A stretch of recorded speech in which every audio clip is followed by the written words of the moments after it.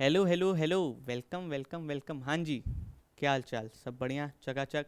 तो मैं आपका दोस्त और होस्ट अर्जुन जगवानी आज आपके लिए लेके आया हूँ तैयारी जीत की।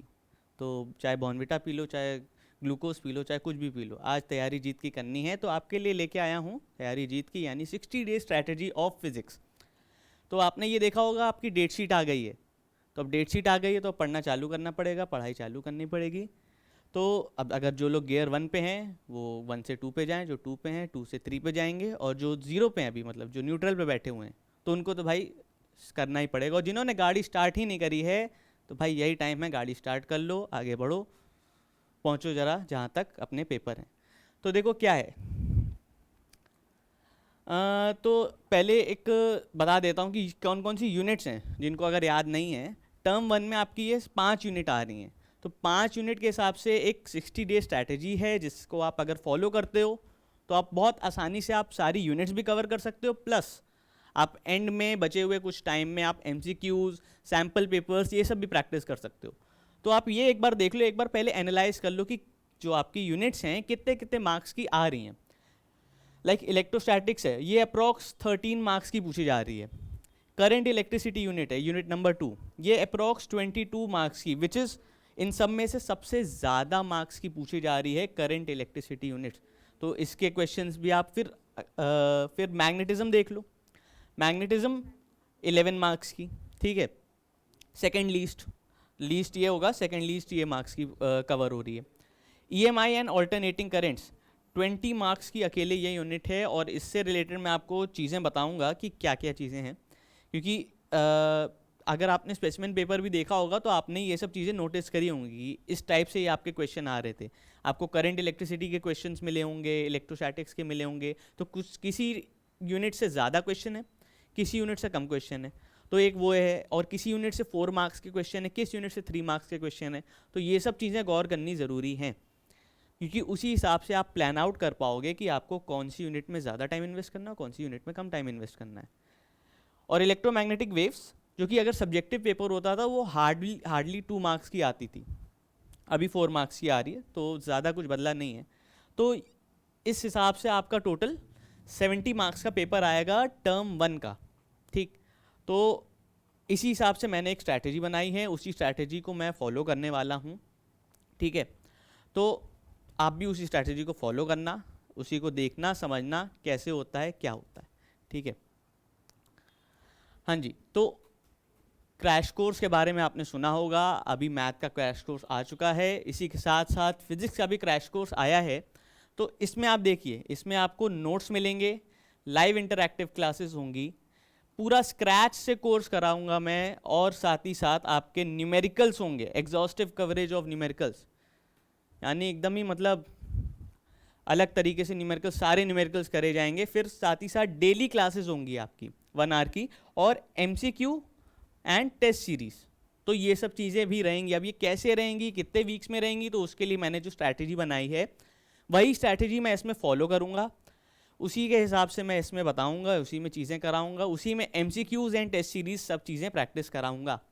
तो भाई जो लोग इस स्ट्रैटेजी को फॉलो करके कर सकते हैं अपने हिसाब से, कर लो भाई, कोई दिक्कत वाली बात नहीं। और लेकिन जिनको ऐसा लगता है कि भाई हमको थोड़ा पुश की ज़रूरत है, कि अगर हम थोड़ा सा खड़े हैं और थोड़ा सा ऐसे पुश मिल जाए तो भाई हम उड़ने लग जाएंगे, तो तो पुश की ज़रूरत है, तो क्या गम की बात है, हम तुम्हारे साथ हैं।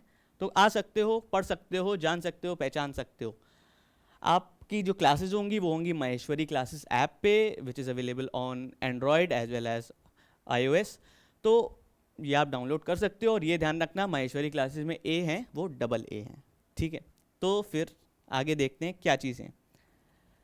तो जो आपका फर्स्ट एंड सेकेंड वीक होगा, लाइक जो फर्स्ट 2 वीक्स होंगे, उसमें हम लोग कवर करेंगे unit 3, which is moving charges and magnetism. ये यूनिट ऐसी यूनिट है जो बहुतों का दिमाग ख़राब कर देती है।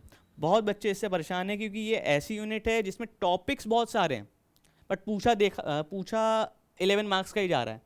मतलब जितने ज़्यादा टॉपिक्स हैं उस हिसाब से उतना पूछा नहीं जा रहा है, तो ये एक ड्रॉबैक लगता है। और ये यूनिट थोड़ा सा कम समझ में भी आती है as compare to the other units, electrostatics and current electricity के कंपैरिजन में। तो यूनिट 3 है आपकी moving charges and magnetism, and unit 5 है आपकी इलेक्ट्रोमैग्नेटिक वेव्स। तो ये तो बहुत छोटी यूनिट है, ये तो 1 या 2 दिन में बहुत आराम से हो जाती है, इसकी प्रैक्टिस भी 1 या 2 दिन में बहुत आराम से हो जाएगी। तो इन्हीं दोनों को फर्स्ट 2 वीक्स में मैं कवर करूँगा, जिसमें मैं इनकी थ्योरी प्लस इनके रिलेटेड MCQs, न्यूमेरिकल्स, सब चीज़ें इसमें प्रैक्टिस कर सकते हैं। तो उसमें फिर आप अपना डिवाइड कर सकते हो कि इतना जो जितने भी 2 वीक्स हैं आपके, तो 2 वीक्स में जितने भी डेज आप थ्योरी करो, फिर कितने डेज आप MCQs करो, तो वो आप डिवाइड कर सकते हो। बाकी ये 2 यूनिट फर्स्ट 2 वीक्स में बहुत आराम से हो सकती हैं, बिना किसी दिक्कत के, बिना किसी जल्दीबाजी के, क्योंकि जल्दीबाजी करोगे तो फिर कुछ काम नहीं हो पाएगा, तो फिर ये भी नहीं पढ़ पाओगे, आगे वाला भी नहीं पढ़ पाओगे, तो कुछ नहीं पढ़ पाओगे।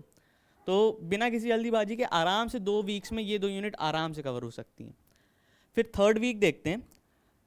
थर्ड वीक में इलेक्ट्रोस्टैटिक्स चालू कर सकते हैं। तो इलेक्ट्रोस्टैटिक्स थर्ड वीक में बहुत आराम से हो सकती है, ऐसी कोई बहुत बड़ी यूनिट नहीं। अगर इस यूनिट के चैप्टर्स को आप डेली पढ़ोगे तो 1 वीक में बहुत आराम से कवर कर सकते हो, along with the numericals and MCQs।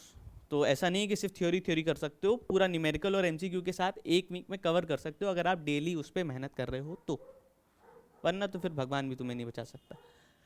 तो वीक 3 में आप इलेक्ट्रोस्टैटिक कर सकते हो पूरी unit with MCQs and numericals. और इस यूनिट में डेरिवेशंस काफ़ी हैं, और डेरिवेशन काफ़ी इंपॉर्टेंट वाली भी हैं, which were of electric field due to electric dipole at axial and equatorial position, ये सब चीज़ें, और ये सब चीज़ें से क्वेश्चन भी बनते हैं।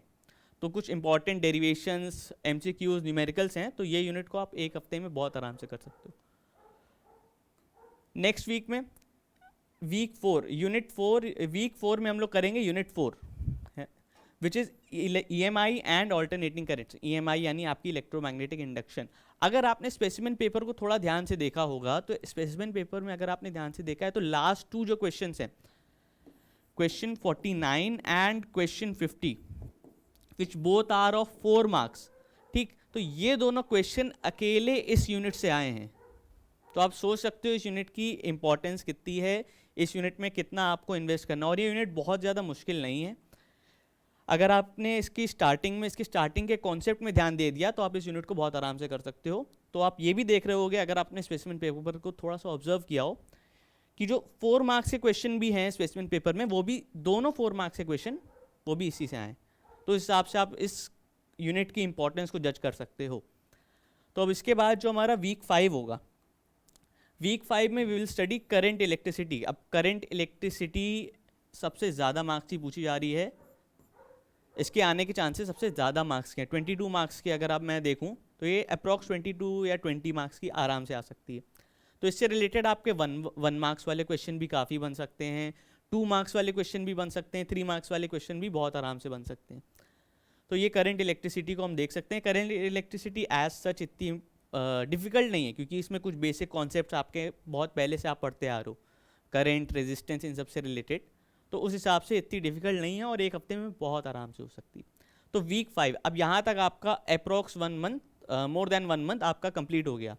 तो 1 मंथ एंड अ वीक में आपका पूरा सिलेबस फ्रॉम स्क्रैच कवर हो सकता है आराम से, अगर आप पूरी डेडिकेशन के साथ, पूरे मोटिवेशन के साथ पढ़ रहे हो तो। अगर शुरू का जोश फिर बाद में ठंडा हो जाएगा तो फिर कुछ नहीं हो पाएगा। तो इसीलिए पूरा जो मोटिवेशन है शुरू से लेके एंड तक बनाए रखना पड़ेगा। ऐसा नहीं हो सकता कि शुरू में गरम गरम बाद में ठंडा ठंडा, ऐसे नहीं हो सकता। हाँ जी, तो आपका जो वीक 6 एंड टू वीक 8 जो आपके लास्ट के जो आपके वीक्स हैं, 3 वीक्स हैं, तो 3 वीक्स में आप MCQs, mock test, practice question आराम से लगा सकते हो, एकदम बढ़िया फोड़ फाड़ सकते हो। तो अगर आपने शुरू में पूरा सिलेबस कर लिया और फिर आखिरी के 3 वीक्स में ये MCQs, practice question and series कर ली, तो फिर आपको तो कोई रोक नहीं सकता, फिर आप बहुत आराम से कर सकते हो चीज़ें। फिर क्या होगा कि आप कॉन्फिडेंट भी होगे अपने किसी टॉपिक को लेके। और अगर मान लो अगर आपने ये यूनिट्स पढ़ी, इनमें से कुछ यूनिट्स आपको, मान लो 3 यूनिट्स आपको बहुत अच्छे से आ गई, 2 यूनिट थोड़ा सा कम समझ में आई उसके कंपैरिजन में, तो जब आपके पास ये जो लास्ट के 3 वीक्स हैं, तो इनमें आप उसको थोड़ा सा और सॉलिडिफाई कर सकते हो by practising their MCQs as well as test papers. तो यही सब चीज़ें मैं कराने वाला हूँ, यही सब चीज़ें तुम लोग को भी करनी है। इस तरीके से कर सकते हो, बहुत आराम से हो सकती हैं। तैयारी जीत की करने की कोई मुश्किल बात नहीं है, आराम से कर सकते हो, बस डेडिकेशन होनी चाहिए। ठीक है, फिर तो यही तुम्हारी तैयारी जीत की थी। अब तुम बॉर्नविटा पी के करो, कॉम्प्लान पी के करो, च्यवनप्राश खा के करो, मुझे नहीं पता, तुम कर सकते हो। हाँ जी, तो इसी के साथ ऑल द बेस्ट, अपने अंदर का बीस्ट को जगाओ और ऑल द बेस्ट हो जाओ। ठीक है, फिर चलते हैं। Good night, bye bye, tata, see you, मिलते हैं।